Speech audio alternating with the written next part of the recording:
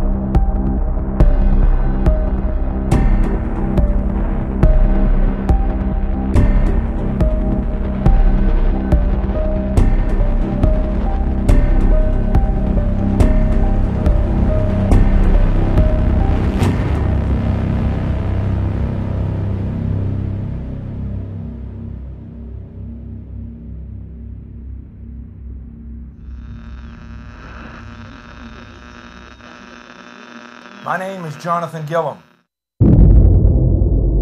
And this is The Experts.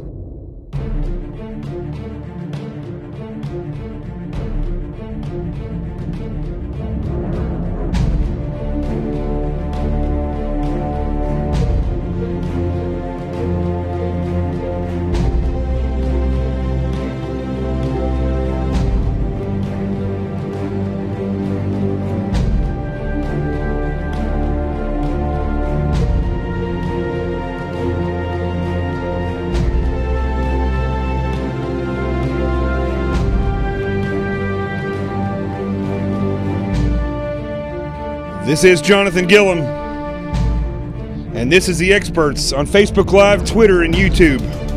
And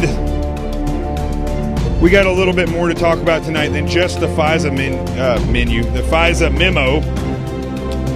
I also want to talk a little bit tonight about Trey Gowdy, and I'm not really exactly sure what Trey Gowdy is doing.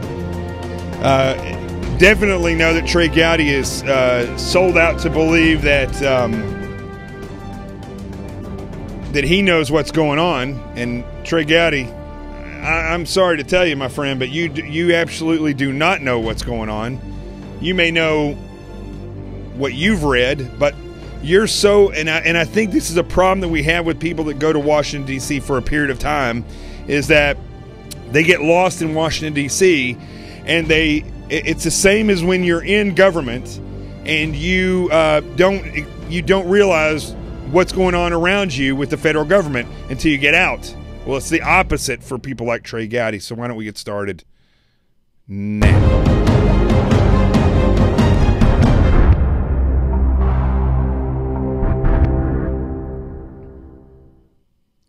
So here's what we're going to do. I'm going to play some of the interview that I was just watching a little while ago with Martha McCullough on Fox News with Trey Gowdy. And I'm going to play some of that sound for you because I'm a little perplexed at what Trey Gowdy is actually trying to say when he takes up for Robert Mueller. I mean, look, in the beginning, I was saying that Trey Gowdy doesn't know everything that he says that he thinks he knows. Well, let me tell you something. How he believes, is he such an attorney that he believes that Robert Mueller had this storied career when he's not followed Mueller's career as the head of the FBI? Maybe he had a storied career as an attorney, as a prosecutor, but I can tell you as head of the FBI, he was not well liked. And what he did with the FBI is not well liked by the majority of agents that served under him and are serving now.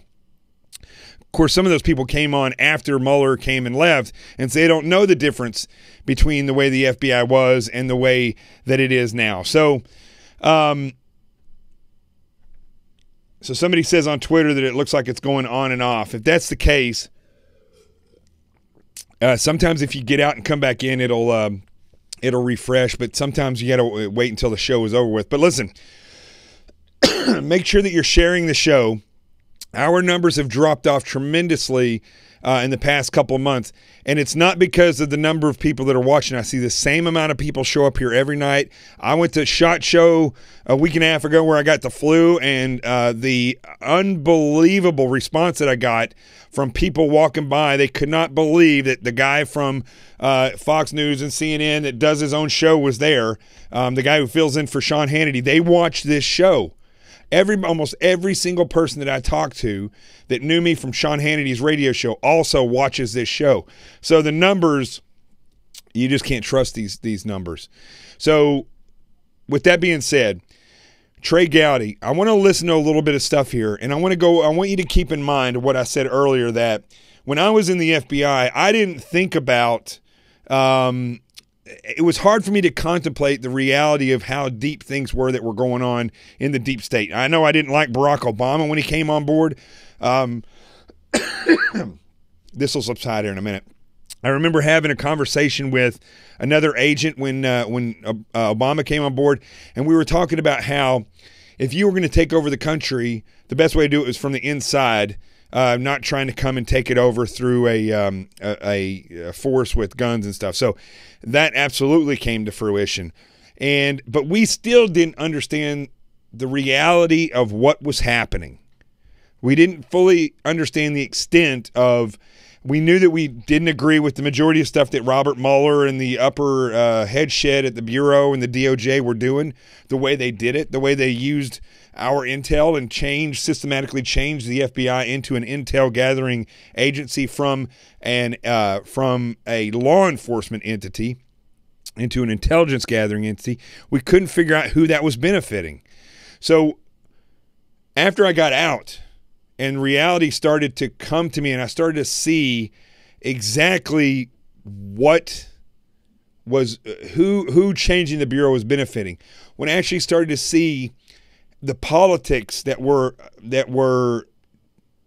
really how I had seen it before in the Bureau, but now that I'd gotten out, the politics and how things were being shaped and formed by the politics of the Bureau and the DOJ rather than the DOJ and the FBI going and looking at the politics and trying to figure out what was actually going on. It was the other way around. It seemed as though after I got out, I kind of took a step back and saw that there were actually things at play in the FBI that were potentially causing a political change. And I know I had this debate a lot with several people that I know in the FBI when I was criticizing Comey, and they just couldn't believe that I would criticize Comey, that they just thought Comey was the greatest thing since sliced bread. And I kept saying, he's not clean. He's not clean. In fact, he's too clean. I don't trust anybody that acts that clean. That's why I never was a fan of Ted Cruz. I'm going to be honest with you. I'm a constitutionalist, so I'm not going to disagree with the majority of stuff that Ted Cruz says, but it's Ted Cruz himself that I didn't like. He's just like Mike Pence. Thank you very much from Twitter. I am not a fan of Mike Pence, and what is even more mysterious to me is that everybody that I've met that works in the White House, or has, almost everybody I know that worked there got fired, they do not like Mike Pence. They say he's a snake in the grass. I'm just the only one who's saying it out loud. So let's listen to Trey Gowdy, because as I was listening to it, and I'm not going to play, it's 9 minutes long, I'm not going to play all of it. Oh, somebody said Rubio. Rubio's not clean. Rubio is fake. I could see straight through that guy. Rubio reminds me of the little rich kid in school who got to be involved in, got to play basketball because his parents are so influential, so he got to start. But yet, other than that, he sucks. He just doesn't even train hard, doesn't play hard. Marco Rubio is just nothing but a spoiled little brat that needs to go away, and that's how I feel about him. But Trey Gowdy, I had hope for. I had hope because he said all the right things. He was aggressive. His mind seemed to be in the right place. But I tell you, when I stopped liking Trey Gowdy was when he was questioning Hillary Clinton during the hearings on Benghazi. Now, whether you like Hillary Clinton or not, it doesn't really matter in this case, because when Trey Gowdy and the rest of that committee were questioning Hillary Clinton, and especially majority of them are attorneys. And Trey Gowdy, goes around spouting about how he's this great, was an assistant attorney general and does all these things in law as an attorney and has all this great understanding when he interviewed Comey. But none of them got to the bottom of what actually happened from 9 or 12 hours of grilling Hillary Clinton. And I just don't see how that's possible. But I will tell you what it does show me. It shows me that, one, they're not as capable as they think they are, these congressmen and these senators, and two, and these attorneys that they all are, and two, that they don't know as much as they think they know when they're up there in the upper echelons. They gain information, right? They're a lot like reporters. They're given briefs, they gain information, but they don't have the knowledge themselves because they never operated. The majority of these people were never in the military. Majority of these people were never, ever in a position to understand how warfare is fought, or in the case of Benghazi, how these compounds are protected and what was fishy about the compound. There's all kinds of fishiness way beyond Hillary Clinton that was going on up in the upper echelons of politics that had to do with Benghazi. None of that stuff was ever brought up. The movements of money into Syria, the movements of guns, the way that the security was structured, and I know David Grange is as crooked as they can be, a general. Yeah, he was head of Rangers. Yeah, he was head of Delta Force. He's criminal. I know because I worked with him for a while as a civilian, and it was horrific. Well, David Grange and his Osprey company were the ones that were hired to do security in Benghazi. But you know what? There was no employees. All they did in Benghazi was go and hire the very people that ended up attacking the compound. So, you see, none of that stuff was brought up. You didn't hear Trey Gowdy bringing up that stuff. Why? Because even though they have more intel than we have, they're attorneys. They're not operators. They're not people who have been out in the field. Their staff members have never been in the field, the majority of them. They are just simply more attorneys or staffers that have been in Washington, D.C. forever and ever. And so what do you get out of that? I'll tell you what you get out of that. You get little to nothing out of that. Boom. So let's listen to Trey Gowdy. The only reason I'm bringing this stuff about Hillary Clinton is because I want you to understand that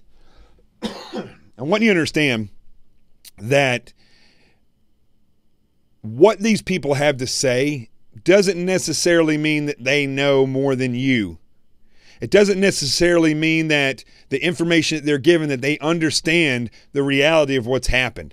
And I don't know what Trey Gowdy's motivation is for leaving Congress and now going into doing these interviews and praising Robert Mueller. But I'll say the same thing to him I would say to my FBI friends before James Comey committed a felony and leaked government information to a Columbia University professor so that he could instigate what needed to happen in order to get a special prosecutor, because that was a part of the whole plan, I believe.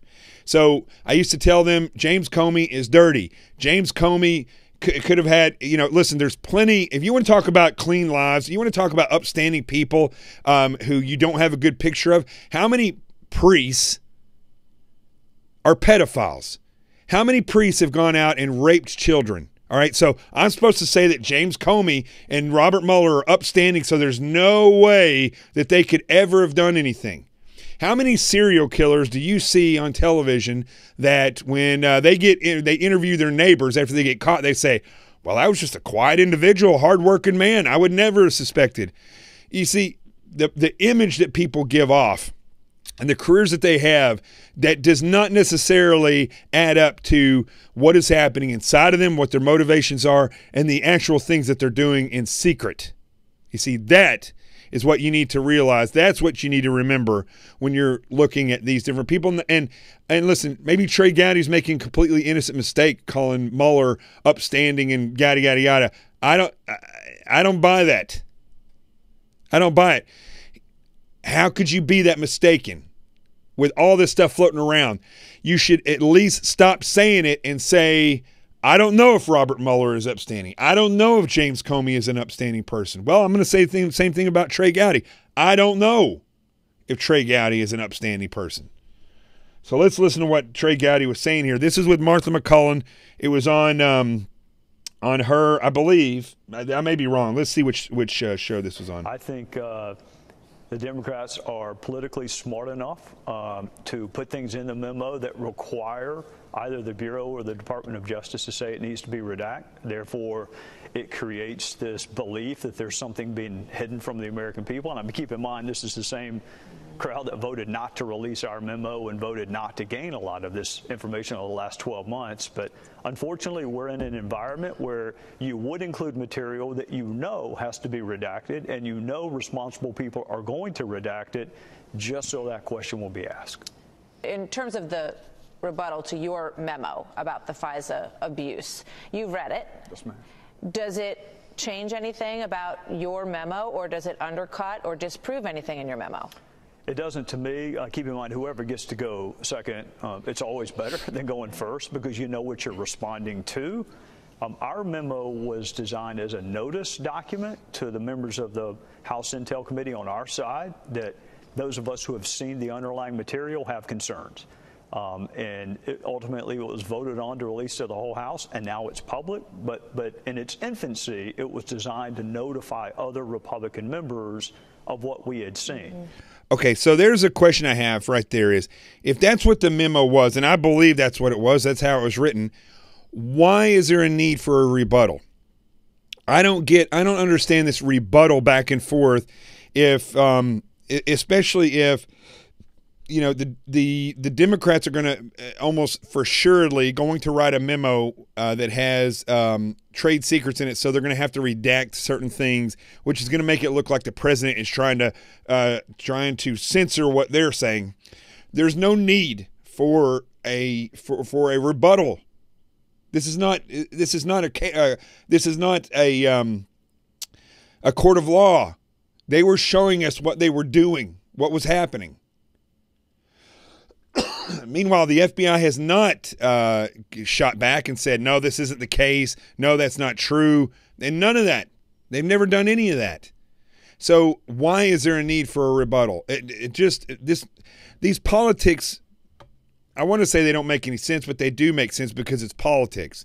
None of it has to do with what's effective. That's why I keep saying night after night that the president needs to pull back and he needs to reevaluate, put in a team of investigators. Forget about these special counsel people. I mean, I guess you could call it a special counsel, but we need hardened investigators, a team of people to go agency to agency investigating to see if these are the same tactics that have been used across the board. I guarantee you that they are.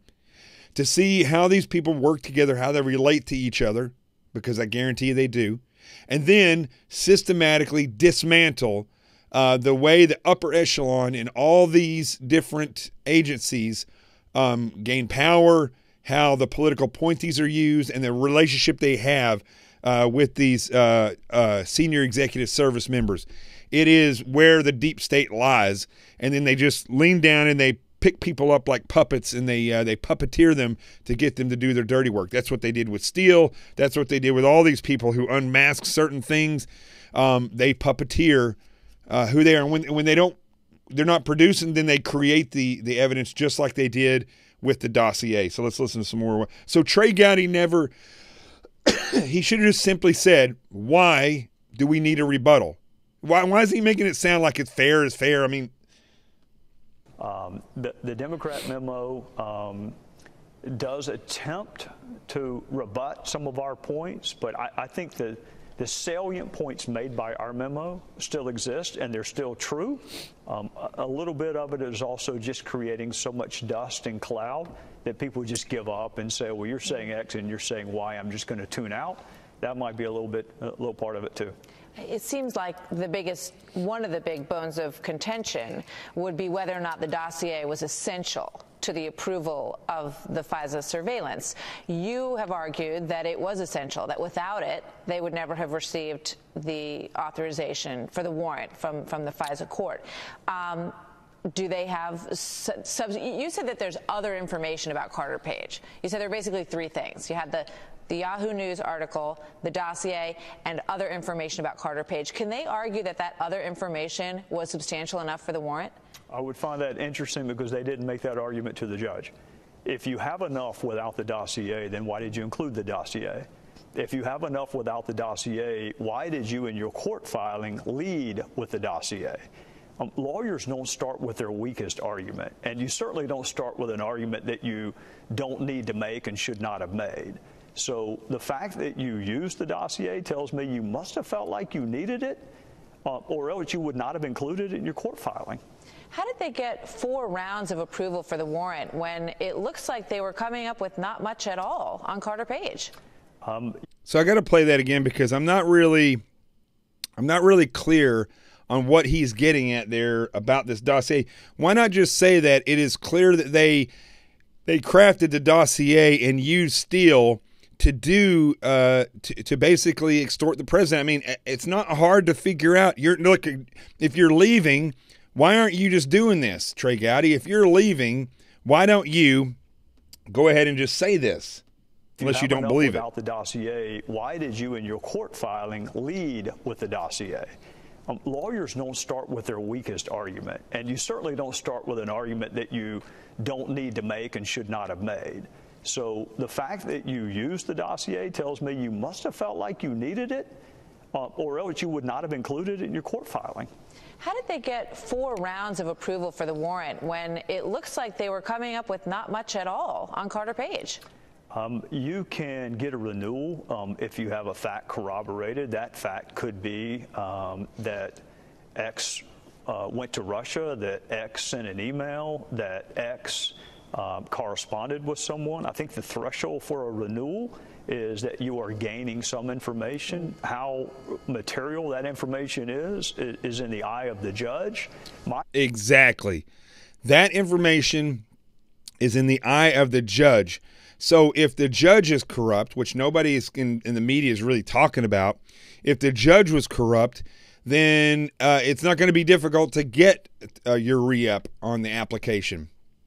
That is something that, plus, let's say that the judge isn't corrupt and they get this FISA warrant and they go out and they're spying on him. Well, let's say that the Democratic Party and their source in Russia in the ambassador office sets up meetings.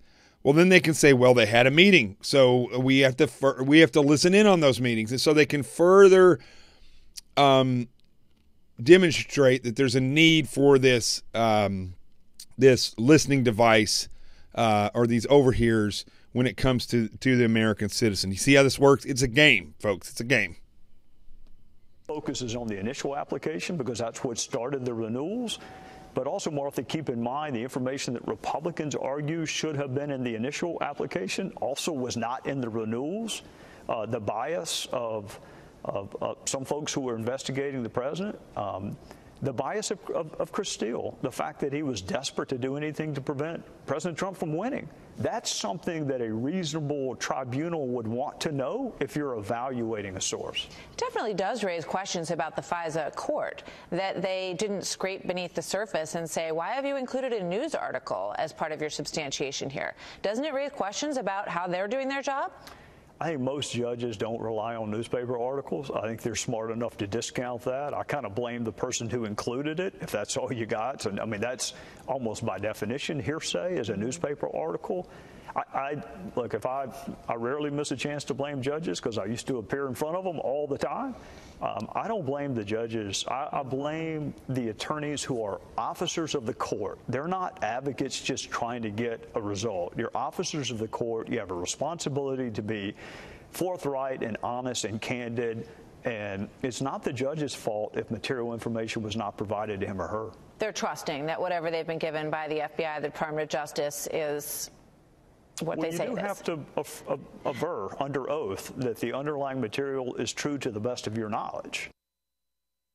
So what she just said there, I'm not laughing at Martha. I think she's an amazing one, but let me play this again. Judge's fault if material information was not provided to him or her. They're trusting that whatever they've been given by the FBI, the Department of Justice, is what. No, they are not trusting. And they shouldn't be trusting. If a judge is just trusting that, oh, the FBI is just going to give me this, the right thing, then that is a biased judge or a judge that is not doing their job. Judges should be hard asses when it comes to getting a wire to, or a FISA warrant, whatever you want to call it, to listen to an American citizen. They should be a hard ass, not somebody who just says, well, it's the FBI, we trust them. No, that's not the way you play that game. You have to aver under oath that the underlying material is true to the best of your knowledge. So there's a relationship between judges and prosecutors where you're going to tell me the truth and you're not going to surprise me, and that happens 99.9% of the time. Is that relationship, that trust is kept. If I were a judge that had approved one of these applications, maybe I did have enough without the dossier, but I'm going to want to know, particularly with the footnote on the sourcing, the financial sourcing of it, why did you describe it in such a circuitous, opaque way? Why didn't you just tell me the DNC and Hillary Clinton for America paid for this? Why did you go through all these machinations instead of just saying it in a clear, transparent way? But they didn't. Bob Goodlatte said that he believed that the memo lays out a case for conspiracy. He used the word conspiracy, which is a crime. Do you agree with that? I love Chairman Goodlatte. He's one of my favorite colleagues. A conspiracy to me is an agreement, tacit or otherwise, between two people to commit an unlawful act. I used to do those cases. I never allege a conspiracy when simple incompetence will suffice as an explanation. I don't look for some nefarious motive if incompetence or a lack of protocol will explain it. So I would not allege that the Bureau and the Department of Justice had a conspiracy. I got really serious questions about why they handle things certain ways, but I don't start with conspiracy. So Sally Yates signed off on these FISA warrants. Andrew McCabe signed off on them. So a lack of protocol will explain it. So I would not allege that the Bureau and the Department of Justice had a conspiracy. I got really serious questions about why they handle things certain ways, but I don't start with conspiracy. I mean, as far as I'm concerned, you shouldn't take anything off the table when you're doing a real investigation. See, I don't understand why he says some of the things that he says, because he's definitely – it's not from an investigative standpoint, you shouldn't take anything off the table. And you should be looking at whether or not these people are working together in order to conspire against the president. I don't get it. Why would you do that? Why would you go on the news and say that? If you're a conservative, if you're in the Republican Party, why? It makes no sense to me. It's planting seeds, folks. So Sally Yates signed off on these FISA warrants. Andrew McCabe signed off on them. So did Rod Rosenstein. You don't believe that they had any conspiratorial drive in presenting that dossier to get that warrant, to listen in on Carter Page's phone calls, because they didn't want President Trump to be elected? That's such a serious allegation. You would have to have something other than the fact that they were signing documents that led me to draw that conclusion. I'm really troubled by what I've read in the struck page text. It is manifest bias in a way that I've never seen it before. That troubles me more than the fact that Rod Rosenstein did not feel the need to do independent research to corroborate assertions made in a court proceeding. Why is there a rank on what bothers him more and what doesn't bother him? See, again, this makes no sense to me. All of it should be bothering you. None of this should be existing in our government. None of it. If there's no evidence of conspiracy, I am loath to accuse someone of it. So Chairman Nunes, I think there's plenty of evidence with on this memo, has suggested that there's a lot more to come and that the investigation continues. It looks like the next place that you all are looking at is the State Department during the Obama administration. We know that there was a criminal referral that was made by Senators Graham and Grassley. In it, it includes this. The foreign source gave information to an unnamed associate of Hillary and Bill Clinton, who then gave information to an unnamed official in the Obama State Department, who then gave the information to Steele. What do you know about that? I got to hear that once more. Everything that there is to know. We know that there was a criminal referral that was made by Senators Graham and Grassley. In it, it includes this. The foreign source gave information to an unnamed associate of Hillary and Bill Clinton, who then gave information to an unnamed official in the Obama State Department, who then gave the information to Steele. What do you know about that? Everything that there is to know about it, and I've known about it for over a month. If you go and read the documents at the Department of Justice, you see it. I'm troubled by it. It is one reason I have tremendous respect for Michael Horowitz, who's the Inspector General of the Department of Justice. Again, it's one reason that I reject the notion that the IG himself alone can investigate the Department of Justice, because there is a State Department component to this. It needs to be investigated. I don't view the investigation in terms of stages. To me, it's just one continuous investigation in pursuit of all relevant facts leading towards the truth. I'm pretty troubled by what I read in the documents with respect to the role the State Department played in the fall of 2016, with including information that was used in a court proceeding. I am troubled by it. So weeks before the election, somebody in the Obama State Department was feeding information from a foreign source to Christopher Steele. When you hear who the source, or one of the sources of that information is, you're going to think, oh my gosh, I've heard that name somewhere before. Where could it possibly have been? And the foreign source? The domestic source. And I'm trying to think how Secretary Clinton defined him. I think she said he was an old friend who emailed her from time to time. Sidney Blumenthal? That'd be really warm. You're warm. Yeah. All right, folks. Let me hear that one. I got to hear that last part again. I'm trying to think. At the same time, I'm actually doing this. It's presidency and beyond. I think that's exactly. I mean, the obvious lesson of last election is America's pretty open-minded. Certainly open-minded enough to elect the right woman, I would say. No. All right. Never mind. I guess we're not going to hear that again. So, very interesting there. There's a lot of questions. Every time somebody from Washington, D.C. talks about this memo, whether they're on the left or the right, Nunes is the only one who's made any sense at all when it comes to talking about this this memo. And Robert on Facebook says Gowdy has to be careful about what he says. His next career may be affected by it. You know what then, Robert? He doesn't need to say anything at all, because at this point, where we're at is we don't need this in our politics anymore. All right, we've got. I mean, this should be scaring the daylights out of people. If you think that the president is the only one that they would do this to, you're sadly mistaken. How do you know? Look, I'm a former FBI agent myself. I know that what it takes in order to get a wire, what it takes in order to do a surveillance on somebody. I know all these things. I've done it. I ran a wire for over a year on an individual in a case, and I constantly had to re-up it. I know how these things work. I took it very seriously. But what I don't understand is how,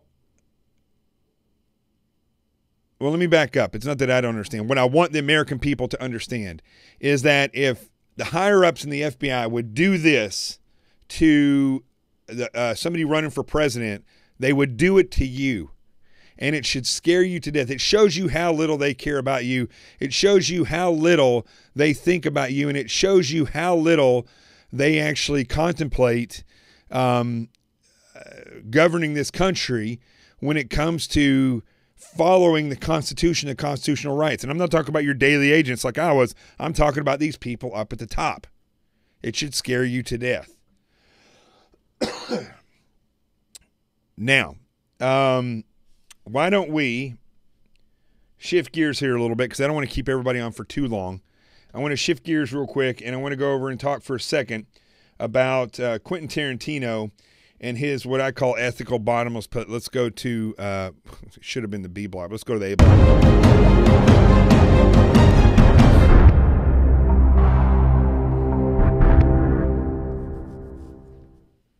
All right, so I want to bring up a story here real quick that I have about Quenton Tarantino. There's actually two stories on Fox News, and hold on a second. Let me see here. Let me pull these up. Now, I was gonna talk about this today, but I took it off my my title, and that's the new Black Panther film. I'm going to talk about that in just a second. I'll talk about it a little bit. Actually, maybe I'll just do the show tomorrow about that. But here's what I want to real quick, I want to say about Quenton Tarantino. There's two stories about Quenton Tarantino on FoxNews.com. Trust me, I look at all the different web pages when I'm preparing for the show, but I look for specific things that I think point out what I'm going to talk about, and sometimes, you know, like Trey Gowdy, he may not be interviewed by CNN or others. But in this case, I thought this was very profound. So there's two stories on FoxNews.com. One, Quenton Tarantino talks about this crash that happened with Uma Thurman, where they were making one of the movies, and basically what happened was he wanted her to do a stunt in a car. She didn't want to do it. He came in there not happy about it, and I guess his good buddy Harvey Weinstein was a part of that movie as well. And so what do? They eventually got her to do the stunt, and she ends up crashing and hurting herself really bad. And years later, I guess now you can see where the crash. They have some of the information on there where you can see that the crash from the camera's perspective. And when I was looking at this story, Quenton Tarantino says that after Thurman crashed the car, despite her reservations, Tarantino called it beyond one of the biggest regrets of my career. It is one of my biggest regrets of my life. It affected me and Uma for the next 2-3 years. It was like we didn't talk, but a trust was broken. Sounds pretty bad, right? Well, let's just compare that to, okay, so he feels bad because he forced Uma Thurman to do something. He forced her to do this stunt, and she got hurt. But let's see what he has to say when it comes to a 13-year-old girl that was raped by Roman Polanski. Well, let's see what he has to say about that. I pulled it up right here. Here you go. So the same guy that said that, you know, forcing Uma to do one of these stunts where she had a crash was one of the biggest regrets of his life. There's no such apology when it comes to talking about a 13-year-old that was raped by Roman Polanski. In fact, this is, again, off of FoxNews.com. Director Quenton Tarantino did an interview in 2003 on Howard Stern's show in which he said the 13-year-old girl wanted to have sex with Roman Polanski, and and when questioned by Stern why Oscar winner director Roman Polanski was still celebrated by the entertainment industry despite allegations he sexually assaulted a child, that's rape, not assault. Tarantino said that it wasn't rape because the child wanted it. He didn't rape a 13-year-old, Tarantino said, according to E! News. It was statutory rape. That's not quite the same thing.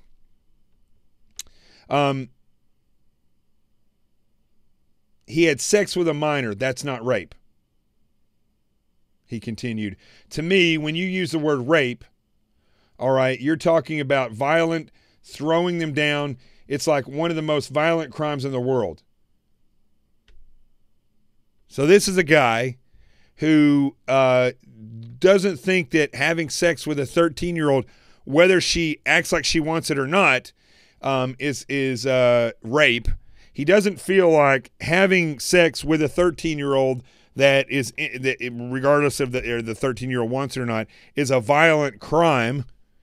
And he doesn't believe that it should rate the level of rape. It's just statutory rape, according to Quenton Tarantino. But this is the same guy that deeply regrets. The biggest regret of his life is that he got Uma Thurman into a car where she had a crash.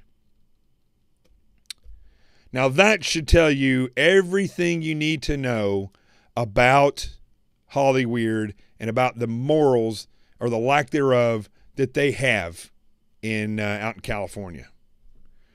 I don't think I need to say any more about that at all. So why don't we do this? I'm going to go to the Truth Zone, and I'm going to close this up for the night. I think that was enough. See, I told you my cough would subside after a while. So let's go to the Truth Zone.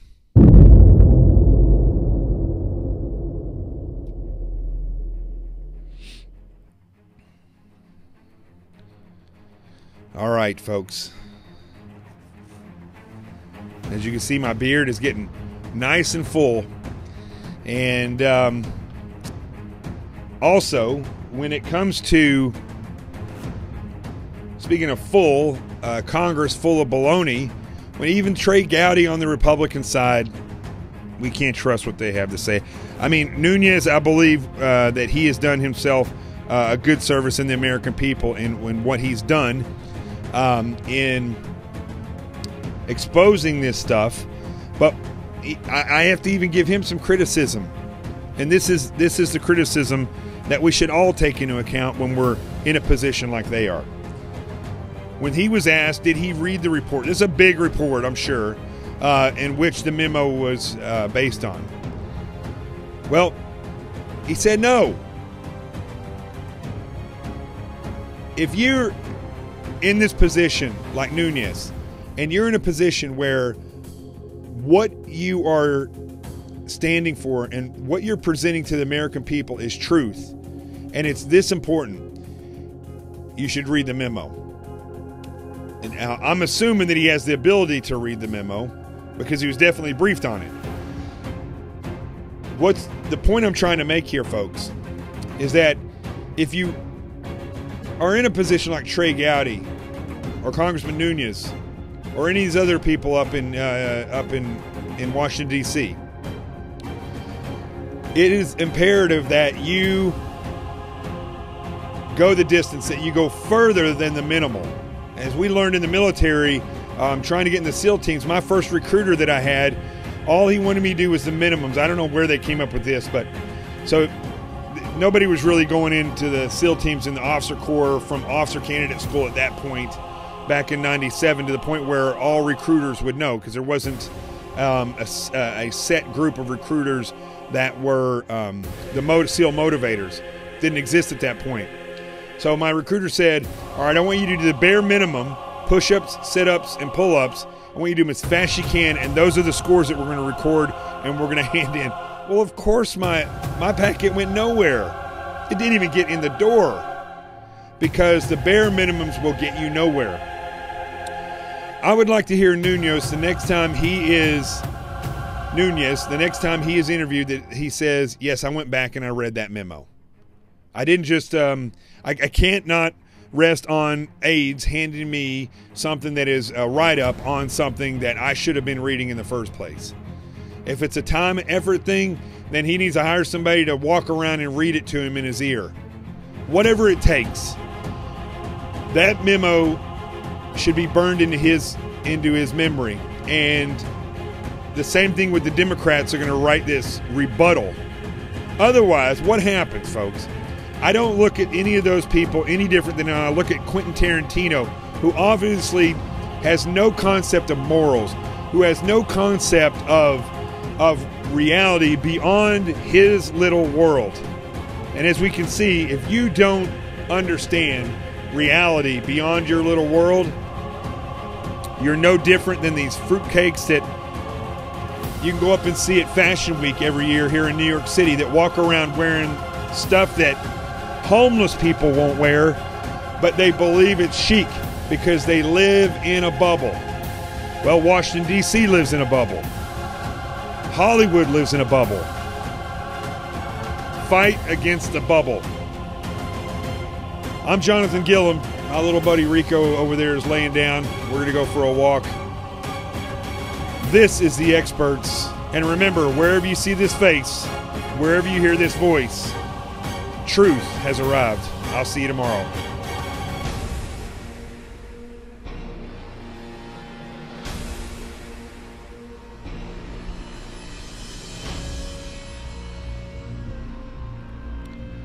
Don't forget to go order Sheep No More, The Art of Awareness and Attack Survival. You'll see it pop up right here. Boom, all over the screen. Make sure you go order it. Like we talked about yesterday, go tell 5 people about it. Tell those 5 people to go tell 5 people about it. And before you know, this book is it's back up on the bestseller list right now on Amazon. And we need to keep it there. So you are my advertising. You are my marketing. Go out and make it happen. Let's show the world that the CQRF is real and that we can make a difference. This book is a gift to this country so that we can empower the citizenry again. Peace out.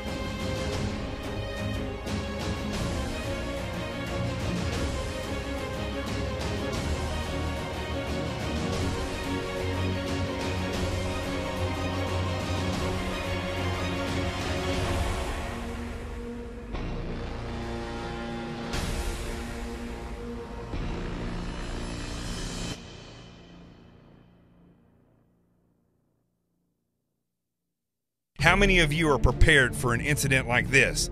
Get my new book, Sheep No More, The Art of Awareness and Attack Survival, and I will teach you to think like an attacker so you can truly defend yourself.